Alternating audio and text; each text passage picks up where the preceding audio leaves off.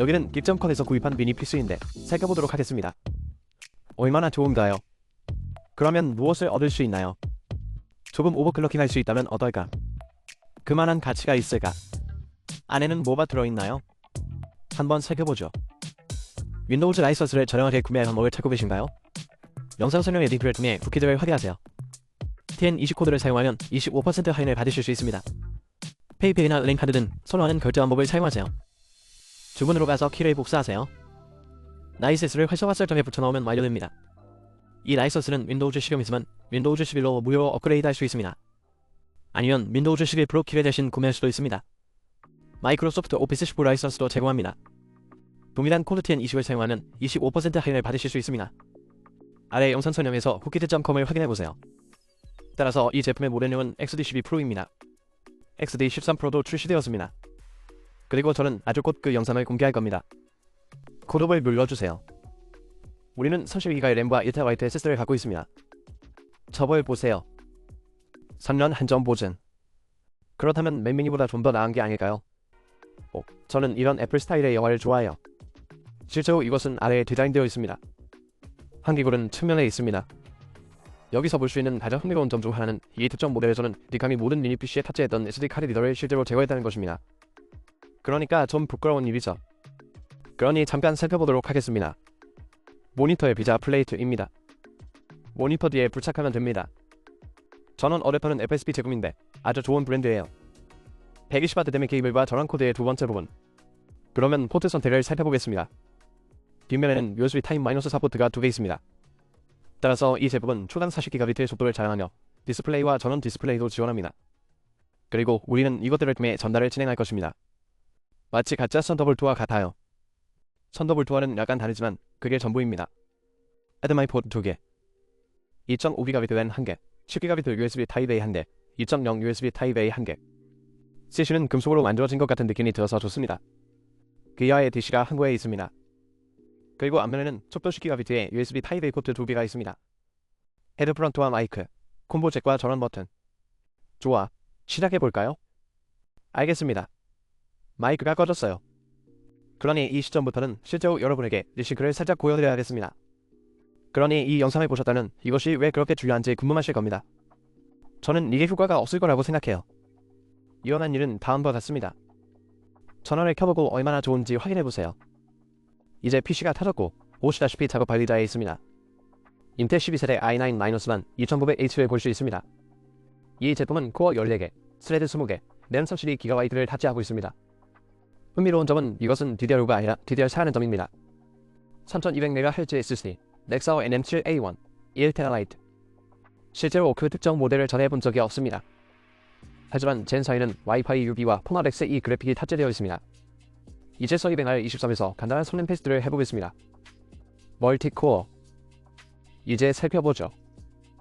지금은 50W를 소모하고 있어요. 팬 여러분, 어서 오세요. 이제 팬들이 나오네요. 아직도 열 조절이 되지 않는다는 게 흥미롭네요. 우리는 거기에 55W를 밀어넣고 있어요. 이제 보시다시피 PLE는 35W에 도달했습니다. PLE는 80W이고 PLE는 35W입니다. 그래서 부스트 방식이 다르게 나타나는 거죠. 흥미로운 점은 열 조절이 없다는 것입니다. 최대 5GHz, 푸시 속도는 4.9입니다. 나쁘지 않고 성능도 매우 좋습니다. 만이면 만점 포인트에 조금 못 미칩니다. 우리는 조금 더 얻을 수 있을 것 같아요. 보시다시피 56W예요. PLE를 56까지 올릴 수 있는데 이는 열 조절 임대가 아래로 유지되기 때문입니다. 바우스를 점검했지만 바우스에는 도움이 되는 내용이 없습니다. 팬을 손는 모드로 설정할 수 있습니다. 그들은 조금 더 일찍 받아들였지만 실제로는 아무것도 바뀌지 않았습니다. 정상적인 것은 아직 괜찮습니다.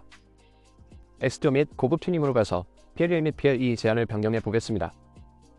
우리는 이를 56W 정도로 높이고 시간창을 조금 더 늘릴 것입니다. 지원하고 다시 시도해보세요. 지금 확인해보세요. 12,000포인트. 문자 그대로 20%의 성능 향상을 얻었습니다. 이번에는 열 조절을 해서 101도에 도달했습니다.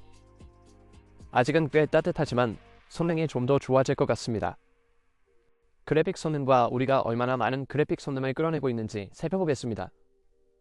이 사람이 베르마예요.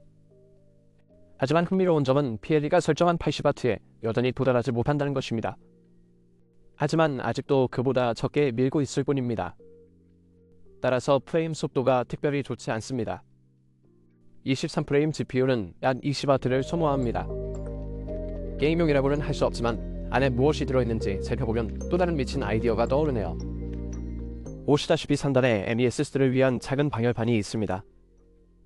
두 번째 슬롯이 하나 더 있습니다. 이건 40mm니까 2240이에요. M2에 그다지 인기 있는 옵션은 아닙니다. 넥사어 MEMME가 있습니다. 여기에는 SATA 커넥터가 있는데 이는 2.5인치 세대 드라이브를 연결할 수 있다는 것을 의미하지만 공간이 없습니다. 하지만 저걸 보세요. 저걸 보세요. 실제로 SD 카드 슬롯은 있는데 3시에는 아무것도 없어요. 3시에 슬롯이 없습니다. 정말 이상하네요. 그들은 그것을 잊었나요? 네, 그들은 잊어버렸나 봐요. 캐시가 더럽을 거기에 넣은 걸 보면 끌로 뽑아내는 걸 잊은 걸 알 수 있지만 3시에는 SD카드 슬롯이 없습니다. SD카드를 테스트해보니 완벽하게 작동하네요. 정말 이상하네요. 매우 흥미롭네요. 이것이 제 모델인지 아니면 다른 사람들의 모델인지는 모르겠지만 매우 이상하네요. 그러니까 여기서 나사를 이렇게 조여야 하고 그런 다음 반대쪽을 볼 수 있게 됩니다. MESSD 아래에는 와이파이 안테나가 있고 거기에 와이파이 카드가 있습니다. 방금 사용했기 때문에 히트싱크가 꽤 따뜻해요. 넥사어 램도 있습니다. 이것은 DDR4램입니다. 그럼 그 선풍기를 떼어내 봅시다. 그리고 방열판의 접착제가 약간 녹았습니다. 보통은 거기에 어느 정도 붙어 있지만 이 여름님이 거기에 붙어 있습니다. 열 파이프가 2개 있어요. 꽤 크죠?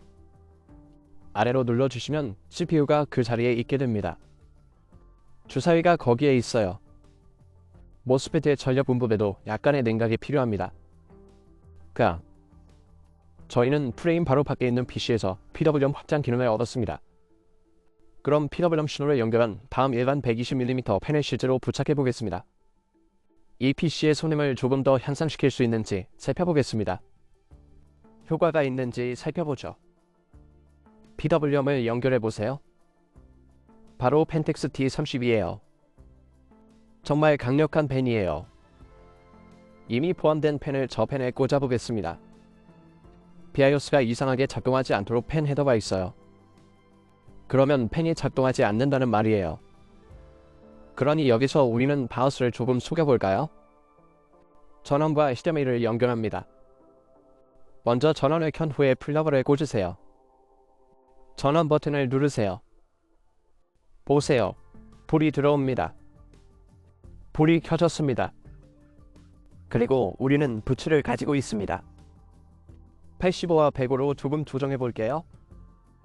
기호는 꽤 좋습니다. 흥미로운 점은 우리가 아직도 55W만 추진하고 있다는 점입니다. 그래서 BIOS에서 어떤 식으로든 제한이 있는 셈이죠. 소켓에서 약 78W를 끌어오고 있어요. 그러니 선풍기를 그 위가 아닌 위에 두는 걸 고려해 봅시다. 그리고 우리는 55W를 끝까지 열접으로 조절하지 않습니다. 별로 차이가 나지 않았어요. 12,800포인트 정도밖에 없어요. 잠금 해제된 CPU이기 때문에 전력 제한을 완전히 제거하세요. 실제로 우리는 클럭 속도를 조정할 수 없습니다. 한번 더 시도해 봅시다. CPU 온도는 나쁘지 않습니다. 62도, 63도. 천천히 올라가고 있어요. 그리고 이 펜텍스 T30은 훌륭한 일을 해내고 있습니다. 성능, 코어는 약 3GHz입니다. 하지만 제 생각에는 전력 공급이 여기서 우리를 제한하고 있는 것 같습니다. 55부터는 무제한이에요. PLE, 플립2, 13,400. 이것으로 우리가 얻은 것은 거의 전부였습니다. 그 이상은 없습니다. 나쁘지 않네요. 보시다시피 단일 코어 성능은 최대 5GHz까지 올라갑니다. 열 조절을 하지 않았기 때문에 열전도, 페이스트 도포가 꽤 양호하다고 말할 수 있습니다. 그러니까 제가 다시 할 필요는 없듯이 여러분도 그럴 필요가 없을 겁니다. 냉각이 충분했습니다. 괜찮았어요. 큰 팬을 사용하더라도 여전히 열 조절이 가능하다면 열전도 페이스트 도포를 살펴보았을 것입니다. 하지만 지금은 그 작은 선풍기만 있으면 괜찮아요. 그런데 원하신다면 링크는 아래 설명에 있습니다.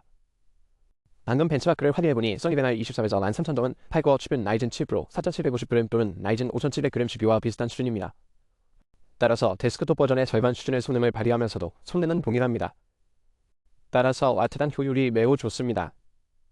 ME 블루투스와 와이파이 카드도 있는데 속도가 충분히 빠르기 때문에 실제로 변경할 필요가 없습니다. 와이파이 6기는 충분히 빠릅니다. 하지만 필요할 경우 업그레이드하거나 변경할 수 있다는 점은 좋습니다. 반서가 없으며 램을 업데이트할 수도 있습니다. 그리고 이제 그것을 조여 넣습니다.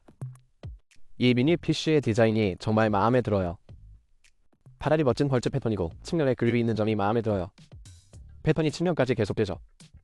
위쪽에 흰색이 있어서 어떻게든 바꿀 수 있다는 점이 마음에 들어요. 아니면 3D로 인쇄해서 직접 만들어 보는 게 어떨까요? 꽤 멋진 금속 구조네요. 추가적인 것은 없습니다. SD 카드 슬롯이 여전히 있었으면 좋겠고 이 PC에 있다는 정말 멋진 기능이 될 것 같아요. 그것은 섭취 상황입니다. 시리세대반 2500H는 정말 좋습니다. 단일 코어 성능 면에서는 13 및 14만큼 좋지 않습니다. 하지만 문서를 탐색하거나 멀티태스킹을 하는 용도로는 여전히 매우 좋습니다. 그래서 저는 13세대에 대한 영상을 곧 공개할 예정입니다. 이 미니 PC를 활용하는 또 다른 아이디어가 있어요. 하지만 정확히 알아내지 못했습니다. 조금 더 조사해 봐야겠지만 그러면 이 미니 PC에 대해 매우 흥미로운 사실을 알 수 있을 거예요. 이 미니 PC에 대해서 매우 흥미로운 내용을 알려드릴 수 있을 것 같습니다. 저는 PC가 점점 더 작아지는 것을 좋아하고 매우 멋지고 견고한 PC라고 생각합니다. 이 글을 보고 싶으시다면 아래 설명에 링크를 남겨두겠습니다. 가격은 거의 비슷하고 곧 몇몇 MD 버전도 공개할 예정입니다. 이 제품은 게임 성능이 필요 없고 통합 게임 성능도 그렇게 좋지 않은 사무용 PC와 같습니다. 하지만 이건 아주 튼튼한 연결 선부와 모니터 포트, USB-C를 갖춘 사무실용 제품과 더 비슷합니다. 이런 주령 기기와 필요한 모든 것이 매우 좋습니다. 시청해주셔서 감사합니다. 혹시 링스에게 연락하고 싶다면 모든 메시지에 답장하겠습니다. 그럼 링크는 아래 설명에 걸어두었고 다음에 또 뵙겠습니다. 안녕.